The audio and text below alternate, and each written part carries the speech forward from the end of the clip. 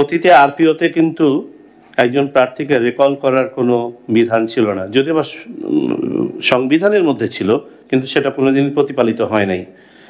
আরপিওতে যেটা করা হয়েছে যে হলফনামাতে যে তথ্য দিয়ে একজন একটা অফিসের জন্য রিটার্ন ক্যান্ডিডেট হিসেবে নির্বাচিত হচ্ছেন, পরবর্তীতে যদি এই হলফনামায় কোনো ধরনের বিচ্যুতি পাওয়া যায়, অর্থাৎ ওখানে প্রদত্ত তথ্য যদি ভবিষ্যতে অসত্য হিসেবে প্রমাণিত হয়, তাহলে নির্বাচন কমিশন স্ব-উদ্যোগে অথবা কারো কাছ থেকে প্রাপ্ত অভিযোগের আলোকে তদন্ত সাপেক্ষে যথাযথ ব্যবস্থা নিতে পারবে, এবং দ্যাট মাইট ইনক্লুড ওনার প্রার্থিতা চলে যাওয়া, অর্থাৎ উনি যে পদের জন্য নির্বাচিত হয়েছেন সেটা চলে যাওয়া হতে পারে।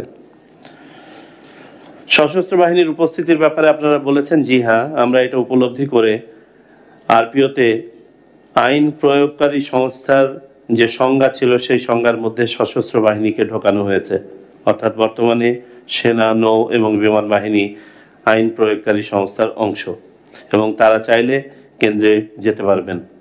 এখন আমাদেরকে প্ল্যান করতে হবে যে আমাদের ডিপ্লয়মেন্ট প্ল্যানটা কেমন হবে।